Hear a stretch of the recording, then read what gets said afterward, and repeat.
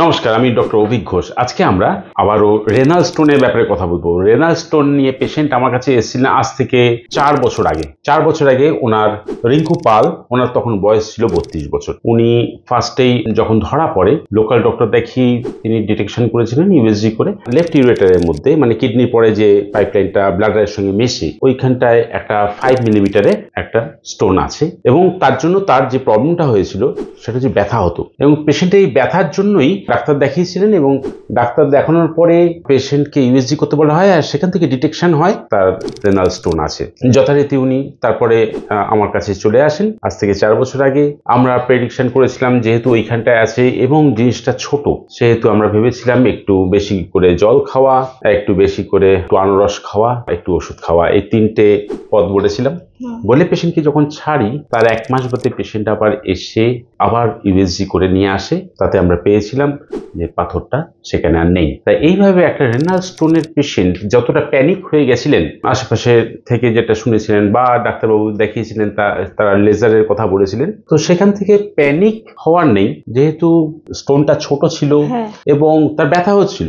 ব্যথাটা বলুন তো কতদিনে ওষুধ খাওয়ার কতদিনের মধ্যে ব্যথাটা কমেছিল? 15 থেকে 20 দিনের ভিতর ওষুধ খাওয়ার পরে ব্যথাটা কমে গেছে। আচ্ছা, আপনি বলুন, আপনি যখন আসলেন তখন ব্যথা চলছিল, হ্যাঁ, এবং আমি কি প্রেডিকশন করেছিলাম কতদিনে সারতে পারে? আপনি আমাকে বলেছিলেন 1 মাস টাইম দিলাম, 1 মাসের ভিতর আমার পাথরটা পড়ে যাবে। এবার আপনি বলছিলেন একটু আগে যে 20 দিনেই পড়ে গেছে। হ্যাঁ, মানে ব্যাপারটা হচ্ছে ওনার 20 দিন পর্যন্ত অল্প অল্প করে।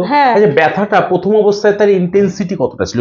ব্যথাটার যে প্রকোপ ছিল প্রথম অবস্থাতে সেটা কিরকম ছিল? ব্যথাটা আমি শুতে গেলেও কষ্ট হতো, বসতে গেলেও কষ্ট হতো, দিন রাত ডে এন্ড নাইট একই রকম ব্যথা হতো, একই রকম কষ্ট হতো, খেতে গেলেও কষ্ট হতো। প্রস্রাব করে ফিরে আসার পরে ব্যথা কমতো বা প্রস্রাব করার আগে ব্যথা বাড়তো এরকম কিছু? না, একই রকমই ব্যথা ছিল আমার। পেচ্ছাপের সঙ্গে কোনো সম্পর্ক ছিল না, জ্বালা করতো।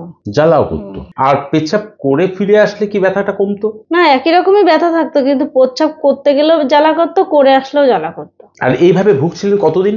যারা 2 মাস 3 মাস মতন এরকম ব্যথা হচ্ছিল। তারপরে আমাদের ওখানে একটা ডাক্তারবাবুকে দেখালাম, উনি বললো আগে আপনি আল্ট্রাসাউন্ডটা করুন। আমি আল্ট্রাসাউন্ডটা করে দেখা ওইটা ধরা পড়লে আপনার কাছে আমি চলে আসি। আমরা প্রেডিকশন করেছিলাম 1 মাসের মধ্যে জিনিসটা কন্ট্রোল হবে।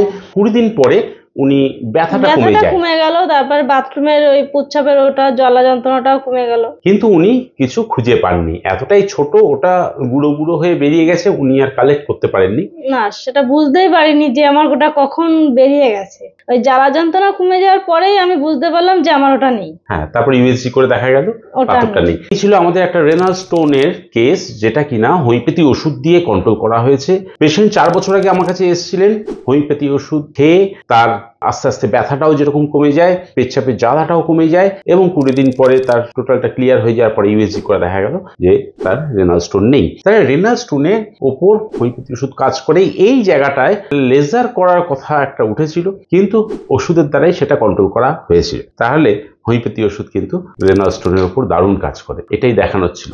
নমস্কার, ভালো থাকবেন।